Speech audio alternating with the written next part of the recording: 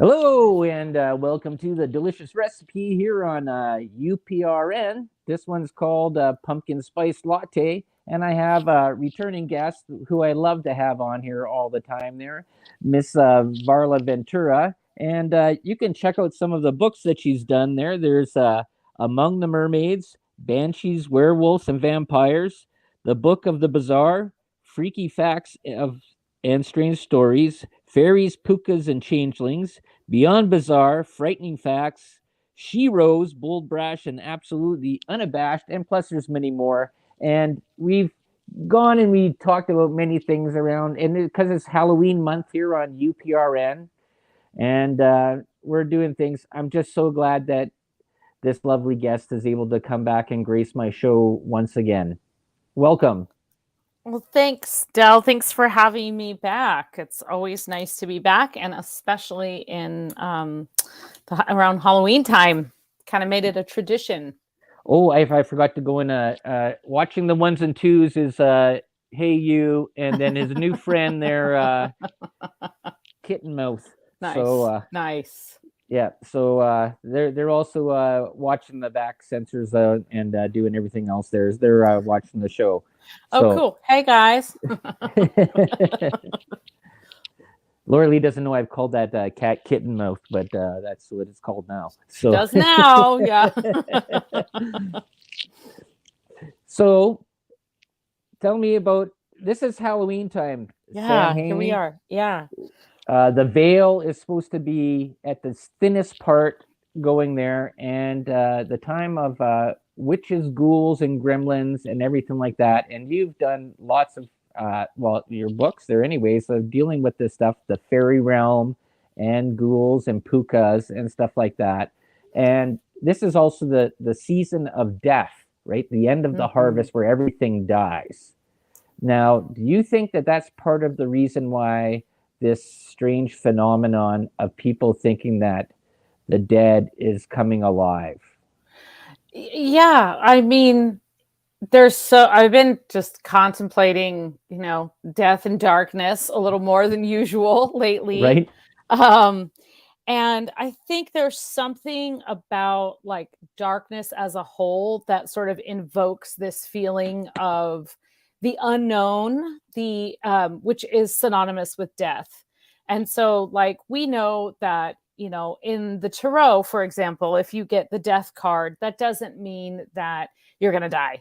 It means that there's some kind of very significant change taking place because death marks a change and then a renewal, just Mm-hmm. as this season marks that. And in particular, if you think about it in terms of like the weather changing and sort of harvest time, plants are sort of dying, they're decomposing into the ground. They'll be that way over the winter, but through that process, they're nurturing the soil for something that's going to come in the spring. So it's all part of that cycle. Mm-hmm. But it also has very practically, it's actually darker, right? Like Right. it's darker earlier.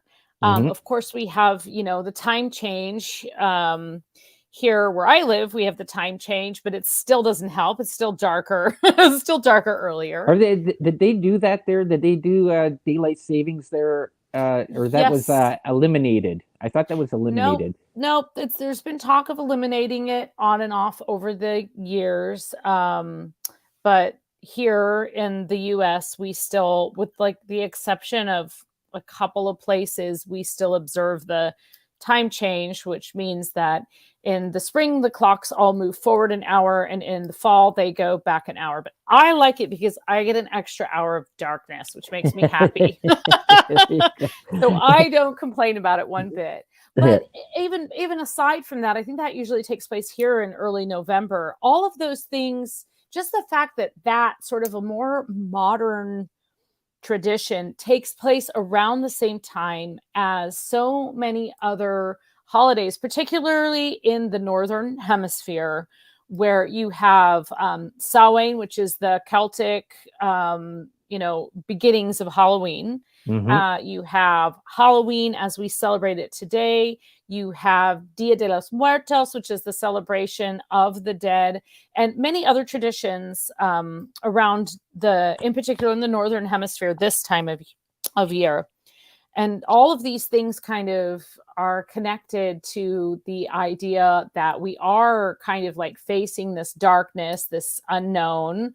We're entering into winter, and we need to do two things. One, we need to ask all of the spirits possible and available to look over us and guide us as we go into the darkness of winter, which can be a very, very trying time.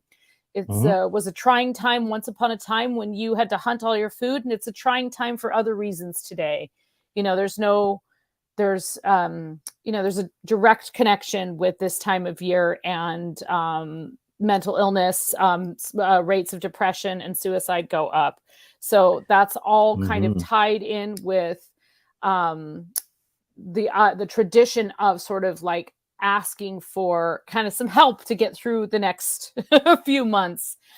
There's also a celebratory aspect in which you're celebrating this grand harvest. You're celebrating what you have, and it's not one or the other. It's a combination. So traditionally, Samhain as the Celtic holiday was exactly about that. It was about having bonfires and warding off evil spirits, and then welcoming in the ones that would help, and just kind of trying to get things situated before the darkness really comes and envelops us. I'm just going to clean my screen because I feel like my camera's a little bit dirty there. That made a big difference. It was also a part of the thing about sharing the benefits of that, of the work that you did during the whole spring, summer, and into there. Absolutely. And sharing stuff.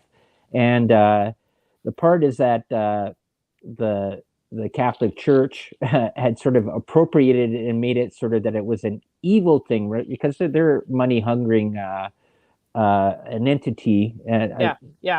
That's my opinion. People out there, my opinion too. So shared opinion, right? So it was a part out there is that there was a whole thing there where they got rid of the barter system and the whole thing about sharing and helping out your fellow neighbor and stuff like that, and making you dependent upon the government and the church. And that was the whole thing. And that's why they sort of took these 6 different times, significant holidays in the Celtic year.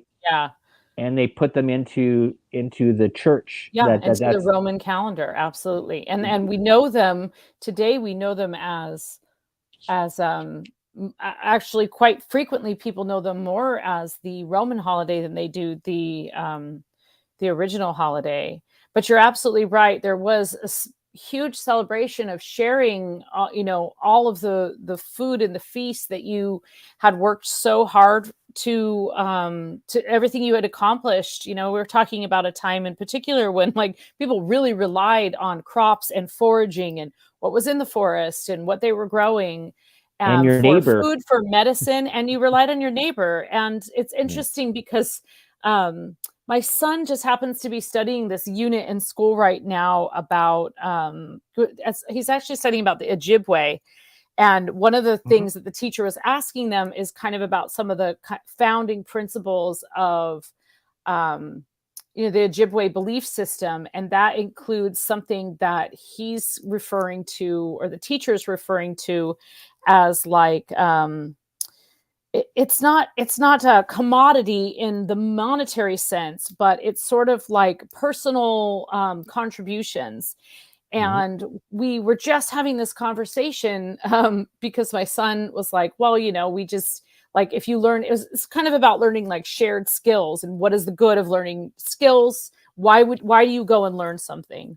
And that led us to this discussion about that education, whether that's, in the fields or in a classroom, really ultimately can and should be used to contribute back to the community. And that also led to the discussion of like, this really all started really peaking when COVID came around, people were just like hoarding toilet paper and crazy things like that. Right. It was just like, oh man.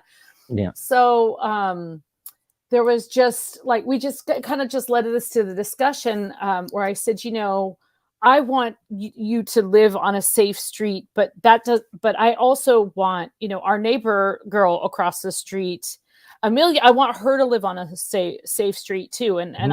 I don't want her to have any less of a safe experience than you. And so we just Right. kind of started talking about that. If I've got 10 of this and you've got 10 of that, let's each have 5 instead of holding on to our 10. And just kind of that whole discussion, which Mhm. I think also segues into another very significant holiday in the United States, is the Thanksgiving holiday. And really, there's been a much better recognition of that as an indigenous holiday and telling the true story of what happened, not like, Yeah. yeah, hey, these like pilgrims opened their gates and the natives all came running in. It was like really quite the opposite. The natives really, the indigenous people, we wouldn't be here had they not saved the lives of those Mhm. colonists back in the day. Right. So anyway, that's another but it's still another holiday that has been taken by the church and turned into something, being this like, okay, this is God's grace that we have this harvest, but it's all tied into the same time of year, right? So you still Mhm. have this the celebration of the harvest and a lot of work. There's a lot of work leading up to a holiday like that. So if you think about the weather, I'm sure you and I have very similar weather where we live. And Yep. if you go back into kind of where traditional Celtic, population was, the UK, Ireland, parts of France. I mean, it was like spread out more or less over those areas. But this time of year, it does start to get pretty cold, especially in the more northern regions. It can, it could snow. You kind of get, all the crops die. And so there's this huge rush leading up to that, not only to harvest everything, but to, preserve things, to Mhm. cook them in a way that they're, to have a place to store things, Mhm. and then even, I mean, even today, where it's like, okay, what are you going to do with all these tomatoes in your garden? If people end up canning them and things like that, and you kind of create this store to get you through the winter. But it wasn't just to get you, Dell, through the winter, or me, Varla, through the winter. It was to get us through the winter. My You, household, your household, our whole community, together. And you, you yeah, were so you were absolutely correct, because I remember this as growing up. There is that my grandmother, both grandmothers on both sides, they would have the ladies would come over and they would do pickling, canning, food stuff there during, like, and it was a shared experience, and everyone would take an equal share of something that yeah, they would yeah, have that, right? Everybody yeah. Yeah, it was it inputted was it was stuff. like a putting up. They used to call it putting up, and it would be like, sometimes it would be over multiple days, Hmm. and you would like, okay, I've got all of this, I've got all of that, I've got Hmm. herbs in my garden, and I've got these preservatives, and yes, and you would like spend all this time together cooking and canning, preserving the foods, and then the families would all have an equal share of them, which is And beautiful. I mean, that's so amazing. oh yeah, for sure. And this comes into this weird part, because this comes into the whole trick or treat thing. Ah, And yeah. this was about the people that didn't have that luxury of having anything, that weren't able to grab stuff. And there's a couple different stories on this there. And then you have the whole thing about the witches and the poison apples, but that's different. But the part about the kids was like they would come That's a across. rumor. Come by my house and find out. But the whole part was is that because that actually comes into the Christmas time too as well, that the same sort of thing there too as well. But in the Halloween trick or treat was is that it was uh, we're less fortunate than you might have something a little bit extra to help us to get through the next couple little moments in our life. Mhm. If you don't, then you get the trick, right? Damage. Yeah, the trick part. Okay, so one of the stories that I read, um and I really like especially this time of year, if people are looking for like really good sources for these type of materials Hmm. beyond myself, of course. I read like if you go on like the Irish Times, like the main newspaper that's based in Dublin, they always have an excellent like they'll have recipes, like the traditional Colcannon and origins and haunted places and all of that stuff. But one of the stories I actually read there a couple of years ago was about the tradition of trick or treating. So we were talking about this huge feast that we're going to have, right? And this huge bonfire. And one of the, because I believe like modern traditions, you can't pinpoint it to one thing. There are all of these things that kind of build into it.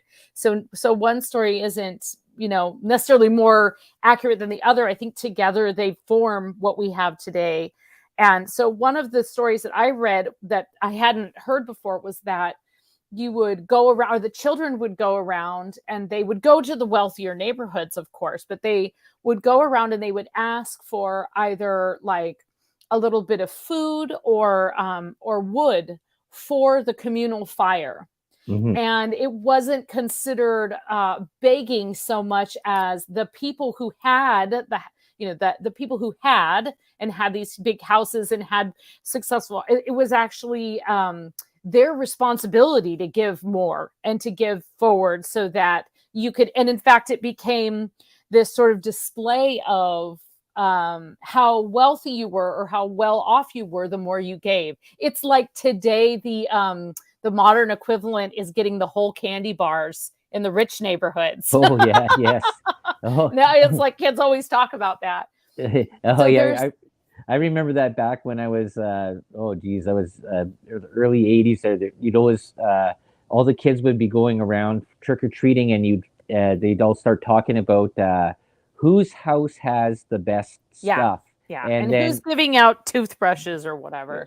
yeah, because it's avoid that one, avoid that one. That one has the big chocolate bars, and then you go home, change your costume, go back to that one again. Oh, now that's some high trickery. I like that. Oh, I might have to share that with my kiddo. You just pop a different mask on and hit the whole Well, street I again. found out is that you don't take a bag, you take a pillowcase because the pillowcases that they don't rip as much as a plastic Yeah, bag. the bag will just like pop open. Yeah, So yeah, but I think that is totally like the sort of what, like, I don't want to say begging because it's not quite what the tradition was. That yeah, has this negative connotation, but it was yeah, asking. It was the asking for, right? yeah. Which then became, that was an excellent opportunity for the church to come in Hmm. and snatch the holiday away by saying that we're going to give you this food, and oh, you should give to the church, and then we'll distribute it for you. Right, the No soup need to kitchen trust the sort of community organization. right, the soup kitchen sort of mentality there, right? Yeah, yeah, Right, it says that absolutely. depend on us, we will take care of you, but still give Right. us money, right? Sounded great in principle, right? And that's why so Yeah. many people fell for it. But we know for a fact that for a fact that that is the same church and same attitude that is responsible for taking children from their homes, Yes, indigenous children, to yes. beating the culture out of them, all of these kind of things we know. So we have for a fact, right? So I'm just remembering there. It says Halloween. Me and my buddy there, JW, we had ran out of Halloween treats, so we had two cartons of Durex condoms. So we started just oh giving out no. condoms to these kids were going around there, and I know Like, we look ended at the balloons these guys gave us. but you know what? It was probably something that was better than they were getting there and putting a sweet thing in their mouth. They had something that would stop having more kids or something. But Yeah, it was this better than has a long-term toothbrush. repercussions. No trick here. Better than a toothbrush. I Yeah. mean, yeah, probably. The Uh, parents are like, "We'll take those. We'll take those, Timmy. You don't what need that. We'll keep what those." house did you get that from? Yeah. Where'd you get that from? Whose mom gave you that? But another aspect of the trickery, just talking about the trickery, and Yeah. this totally plays into, the spooks and the goblins and the fairy element of it, Yep. is that as we go into the darkness, um, those creatures which prefer to be veiled from the human eye most of the time, i.e., creatures, supernatural creatures, creatures of the other realm, the fairy realm, Yep. they are a little more comfortable sneaking out at night. And Hmm. fairies are known for their trickery. I mean, many, many, many stories have their root in basically fairies one-upping humans. Right. So you have that element of it, along with the idea that if the fairies and things are moving freely about the night, The children would then countryside. dress Yeah. up. Yeah, Yeah. throughout the countryside, just like reveling. Children would dress up as a means of fitting in so they wouldn't be snatched away by them.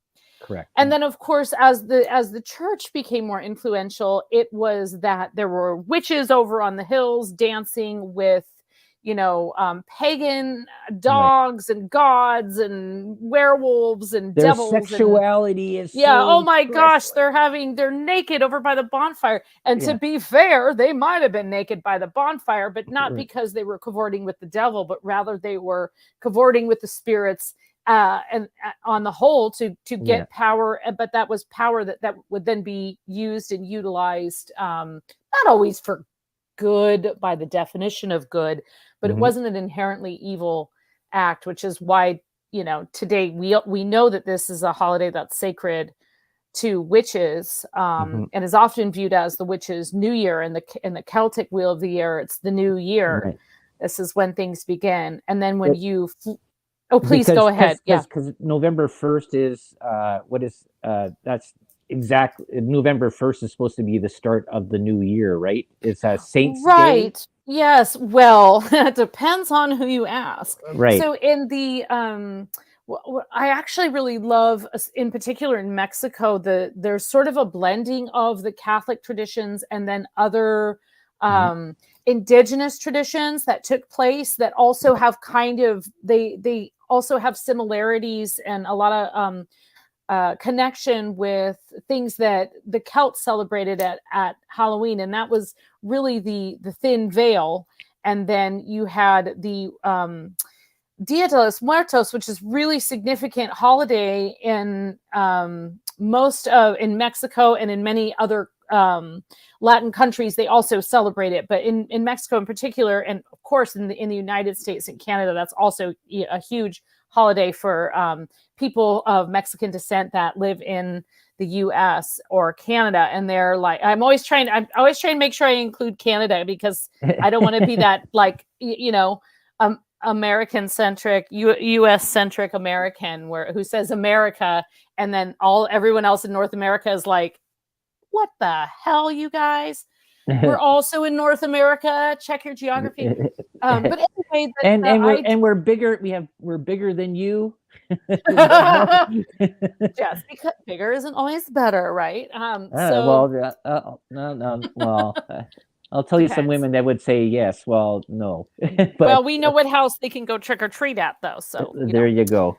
but I think that, just tying back to the food traditions, the idea of creating this altar that might even be just directly on the grave of your loved one, bringing their favorite food, spending weeks, not just a night, but spending weeks preparing recipes and creating the food of the dead, creating these incredible pieces of art that are all for art, for the invisible, for the dead. Hmm. They're not for some kind of long-term preservation. These things get dismantled and the flowers get composted, and but there's even pan de muerto, which is a special bread that's baked, and it has like a sugary top, and it's Right. super yummy.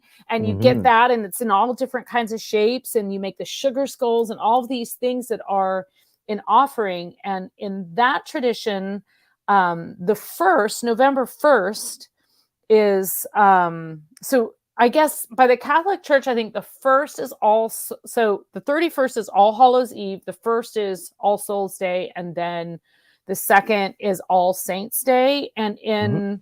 in the tradition of Dia de los Muertos, you have the first is the day when you leave offerings to lost souls and the souls of children. Right. So people who maybe don't have someone tending their grave or young kids, and then the second is for like your near family. Right. And but it's that connection and the idea that the dead are walking among us that night. That is Mm. what is resonates as so similar to the Celtic traditions. Is that you're burning fires, you're making food, and you're cavorting with the spirits, hoping that they'll help you get through the Mhm. rest of the cold winter. And Right. it can actually be a very cathartic experience for anyone who has lost someone, whether it's very recently in the last year, or if it's someone that you've been missing for the majority of your life, to create even a small altar in your home and Mhm. give them an offering. And it doesn't you can include a photo of the person or an object of the person. It can be a very humble thing. It doesn't have to be a big elaborate altar or creation, but it's the intention that, and in particular on the night, such as on Halloween night, is a great time to burn a candle and just like really thank them for what they've given and make a connection with them. Maybe ask them for guidance. Just do a little light necromancy. We're not talking about anything like too deep. Right. If you want to get into like the deep stuff, there's a Yeah. lot more to that, and there's certainly like a lot more preparation. But Mhm. making a simple offering and uh, just talking to someone who you miss is can be very cathartic. And I think we spend a lot of time suppressing grief, right? That's like where Yeah. you're supposed to grieve for this certain amount of time. And many religious traditions do have a very set amount of time, and then you sort of move on. But I mean, anyone who's experienced grief, and I would wager to say that that's most people at this point in their lives, most people have experienced grief in some way. It could even be the loss of a pet, can be, but Yep. it's like we're expected to just, you grieve, you go to the funeral, you say goodbye, and then move on. And it really doesn't work like that at all. It just comes in waves, and it comes at times. And I think that that's because we try and tuck it into a neat little package, and Package. it just doesn't work like that. But if you have a time where every year you're going to actually be able to like let that out, it Mhm. can. I think that can be a very, very healthy for your psyche. Well, that's the same thing as it goes like with music. And then I play a lot of music and I play a lot of instruments and stuff like that. Is that you can go and all of a sudden one day you hear the start of a song and stuff like that, and all of a sudden it transports you back to something, a memory, right? And that Yeah, sort of unlocks something in your brain, right? yeah. And it's that, Travel. There you that's go. You unlock the secret to time travel, Dell. That's there you, amazing. yeah. No, I've noticed it many times there's and stuff like that. Is that just yeah, that unlocking stuff, and there's like the whole part is like we were saying out there, people that are listening along here. This is Varla Ventura here on the show, here on the Delicious Recipe, and we're talking Halloween stuff. Uh, we can get into the witchy stuff if you want to about witches and bad apples too, and but Yeah, uh, yeah. but trick or treating treats and stuff like that. Where did it come the whole part that witches were bad? Did you ever find out how that went Well, there? I mean, we can make the blanket statement that it was the Catholics. Right. But I think the idea, I mean, there was a wild power associated with women, and they were frequently the keepers of medicine Mm-hmm. and plant wisdom. They Right. had knowledge about, the ways of the world and love and relationships and childbirth and all of these things that were not, I mean, that were a mystery to men in many ways, right? So, Right. Well, he had men were out there, being the protectors, the hunters, the gatherers, and doing stuff like that, and they'd be off in there. And then you had basically the women, the wise ones. Sometimes they were called like that, that were yeah, yeah. taking care of the prodigy and basically cleaning the house, I guess, in a way, or taking Yeah, in a manner care. of speaking, like tending the hearth and making sure that things were healthy, and that's just sort of speaking very broadly. Of Right. course, we Yeah. we want to acknowledge that there were people who were two spirit and they had a role in society, not necessarily conforming to one or the other. There were people who were maybe not born with male anatomy that identified better with female. I mean, of course, I'll acknowledge that, but in like the broad sense, as Hmm. far as witches becoming bad, I mean, it really there was I mean, The as soon as Puritans. the story of Adam and Eve came around, women Yeah. were immediately associated. Speaking of poison apples, women Right. were immediately associated with the devil, being Hmm. weak-willed, and it wasn't. That's And a not and a trick necessarily the and a original trickster. story, right? That's like the King James version. Right. What And yeah, and a trickster, right? Too. That was the whole part there, is that she and tricked. tricked Adam, yes. And then Yeah. now they had to leave. They had to leave Eden, and it was all her fault. Right. So you Yes. had that origin story, which was basically the thumping basis of you know um, the Roman Catholic religion as Yeah. the cultures were beginning to collide. But you also had women traditionally, and certainly all over the world and in Europe, in all of the countries in sort of Europe and North America, you had women in roles of power because they were the keepers of medicine and secrets. And frequently then in kind of the medieval times, you started having like the heavier doctrine of the church. There was actually a very long period of time, a couple of 100 years, where the pagans and the Catholics kind of mixed together Hmm. where no people were born of different generations and they knew both belief systems, and they sort of coexisted without the extremes for a while there. But Hmm. really, as far as like witches becoming like the witch craze, I mean, that was really brought on by the Catholic Church, the Roman Catholic Church, having this doctrine that women were bad and evil, Hmm. and then discovering that there were women with power, and the church saying, well, we're going to take that power. And the only way to take that power is to take those women, take their land, take their knowledge, call them a witch, and then let everybody join in on that bandwagon. And the Yeah. thing is like so many things today, right? Like people joined that craze to avoid being accused themselves.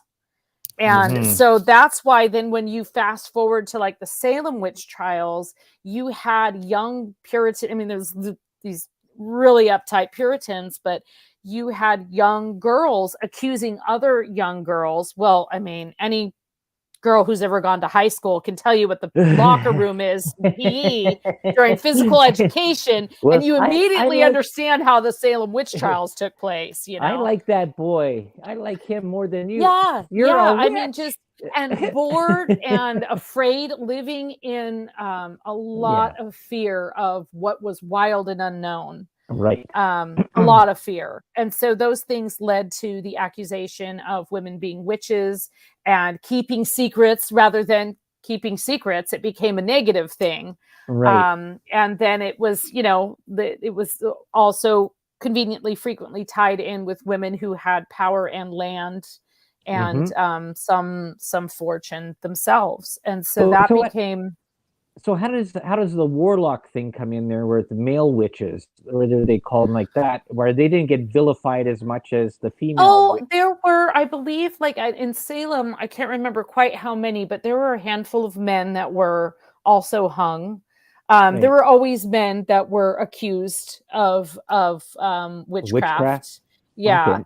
And as far as like warlock versus witch, I kind of feel like anyone could may identify as a witch and Right. do most women don't identify as warlocks necessarily. That does tend to be kind of more of a male term for someone who practices Hmm. witchcraft.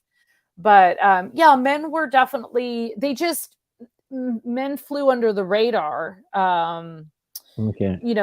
And they weren't really the ones withholding these so-called secrets. They Right. weren't really the ones to blame, and so frequently you would even have husbands turning on wives to keep in the good graces of whatever constable so and so, Hmm. constable Right. blowhard here at your service. Yeah. Yeah, so I think that certainly there were men who didn't fit in with the regular confines of society were certainly vilified and Right. still are today, but by and large they were they just weren't considered as vulnerable or as weak, and therefore they couldn't just be pulled off their land. Men had rights. Women couldn't vote. they Oh, they that's true. they Yeah. had to marry. Yeah. There were all of these things. Men had inherent rights. It was the king himself who declared these things. As long as you Hmm. paid back a little to the church and to the crown, you'd Yeah. be okay. But women had none of those things. They had to marry strategically. They had to, um, do See. what they were told to do. And Hmm. whenever any woman that ever defied that, which was historically many, many women, were accused of being witches, Conniving. werewolves, vampires, cavorting Yeah. with spirits, Yeah. whoring around, all of those things, just for Yeah. not being the meek, apologetic creature that is supposed to say sorry that we gave you that apple. Right. Yeah. The poison apple. Look, you're the idiot who ate it, okay? I remember, I think it was on that movie or television show, Supernatural, and they said it wasn't an apple, it was a quince, because Oh, a quince. yes, because apples didn't exist over there in that part of the world. But Well, we've yeah. Also, something interesting about apples is that apples, and I don't think this is true of quince. I think quince grow and they just grow, on the tree. They look a little like a lumpy apple. yeah. But apples and most pears require grafting. If you go and plant an apple seed from the middle of your favorite apple, you're not going to get your favorite apple. You're just going No. to get like some kind of stock apple that's Yeah. probably not that tasty, Yeah. and you have to graft from an existing tree if you want like a pink lady or a Macintosh or Yeah. whatever kind of apple you're going for. So even if It's, it was an apple, it wasn't a tasty one. yeah, same thing with avocados. Avocados, you have to graft from the one that you finally find, that you get one that's tasty, because you cannot plant an avocado seed. Ah, I tried, and you and don't you'll get, get a plant, but you won't necessarily get, and it might fruit, yeah, but but you you won't won't get any, necessarily, you get won't anything get that tastes good. yeah, you won't get the thing that you're Yeah. hoping for, which is not the case with a lot of other plants and seeds.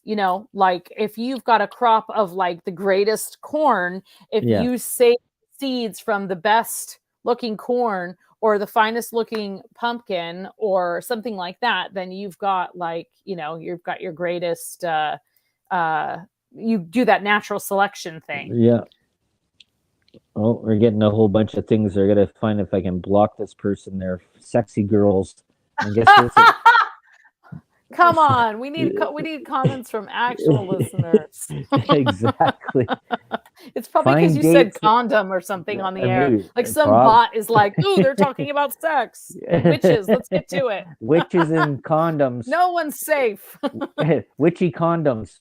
I thought you would appreciate. I know people are listening; they can't see this, but check out this cool mug that I'm drinking out of. Oh It's my, actually got, but if you that look to is the awesome. side, I know Laura would love this. If you look to the side, the skull's kind of like Oh embedded wow. in there. Yeah, it's pretty cool. That's awesome. She made a couple different things there. She made me a cup there too a little while ago. It's done. She lacquered it all up. It's got like Van Halen on one side. The other side is Pickle Rick and with my Nice. name on there. Just Aw, look, yeah, that's great. my coffee mug. But yeah, she's been busy with her craft. She's out craft shopping right now. So Nice. She's amazing. yeah, Does she have well, like an Etsy shop yet? nope. She really she really could and should. I mean, Yes, well, it's getting to the part there is that we have so much stuff here that there's only a few more chairs to walk or sit on here now You got to because start selling it off, Del. That way you got room for more. it's like, oh my God, it says, are you selling this stuff? Come on.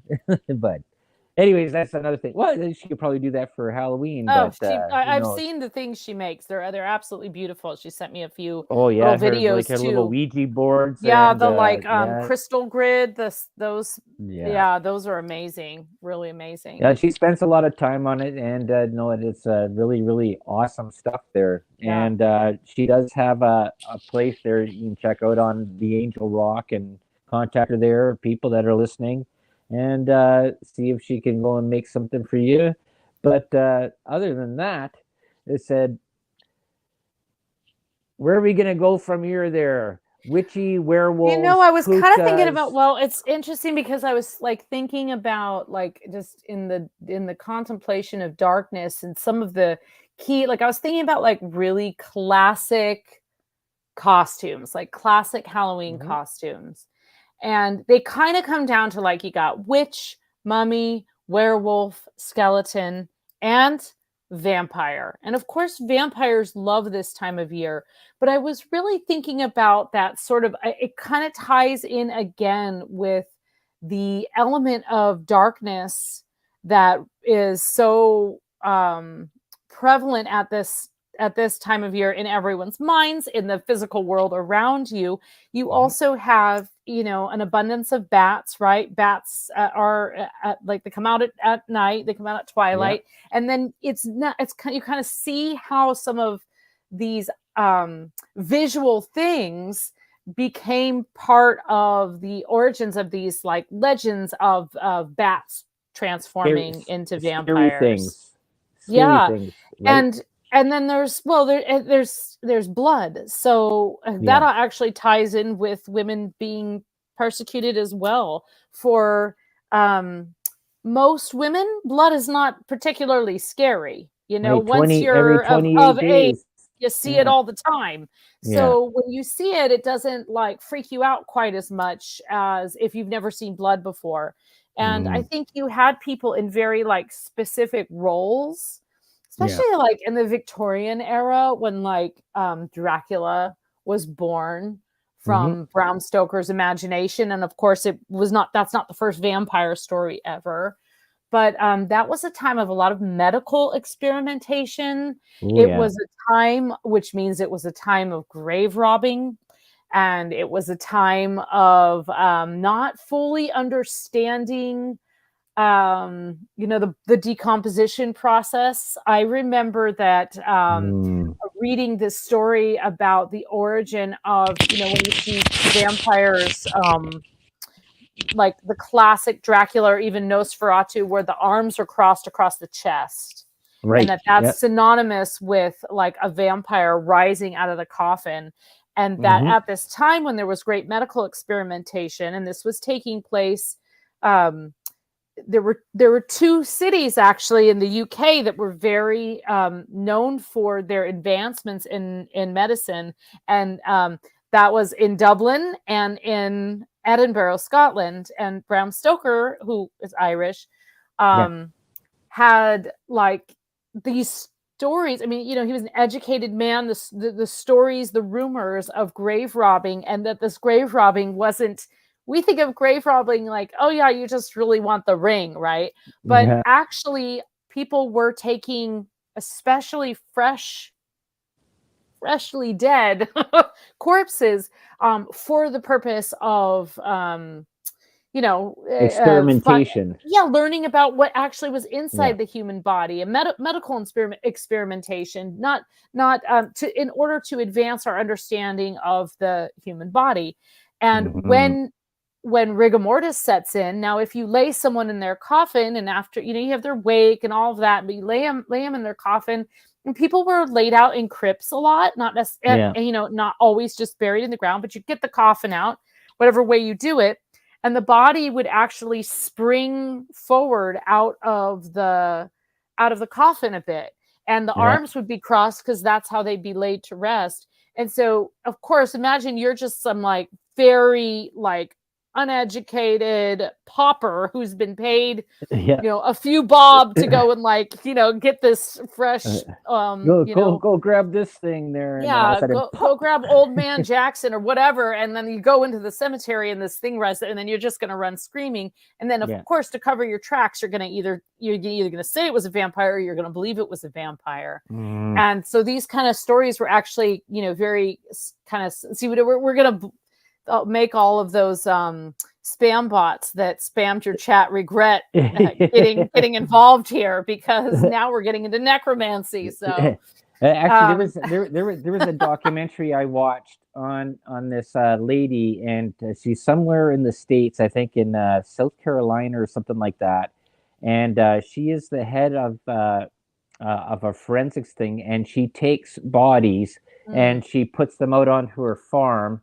and she covers them over with like a chainmail, or not chainmail, like fencing, and she sees what bugs come and eat it to go and do that, and she takes the bugs, and that's how she figures out how long a body has been done. And she gets paid. It's a division of forensics, right? It's criminal forensics, and there are actually body farms. And first time I ever heard about, I guess maybe I knew they existed if I thought about it logically, but like I never thought about it. And I was listening to this podcast called Criminal, which is I love it. And the host, Phoebe Judge, went out to a body farm, and she's a very poised, composed interviewer, and you could hear in her voice, because at that particular one, it was like one for the study of criminal forensics. And so they would put bodies in positions like if they had been in a car accident, or if they'd just been left out, or if something had been decapitated or something like that. And so they're looking for timelines. And they're looking for timelines, which is and you can, that's actually, you can donate your body to a body farm when you go, if you're really into it. Right. But that's why you have to worry about signing what you sign on your license there. Careful what you sign away. But anyways, we got about one minute left there, Varla. And I wish this could go on for another hour there, Varla. Tell them where they can go and find your books and find everything else there. Yeah, well, thank you again, Del, for having me. It's always such a pleasure, and it does go by fast.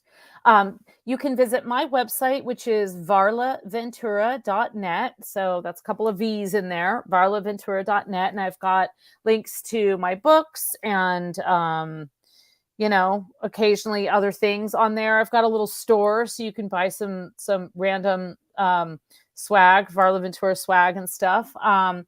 And I'm there, and I keep up moderately on Facebook. Not too great on the social media these days, but I'm around. So if you ping me, I may eventually get back to you, as Del knows. Yes, I know. Varlaventura.net. That's where you can find out more. I'm just so happy that I got you back on again there. I Because so it's appreciate it. You're actually my first interview since I had spinal fusion surgery about a month ago.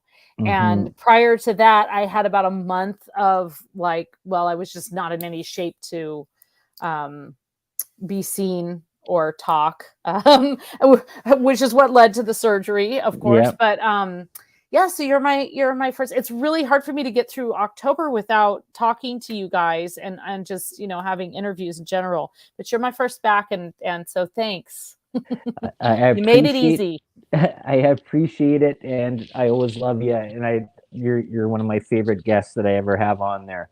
And I just want to say you've been watching the delicious recipe. Next week I got on Rachel Dodds, and we're dealing with hidden evil messages in music. So Ooh, that's a great one. yes, That so sounds we'll be going fun. through that. So thank you all for listening there. Tune in for the next show there on UPRN. I think it's Michael with Red Pill News. And we'll talk to you all next week.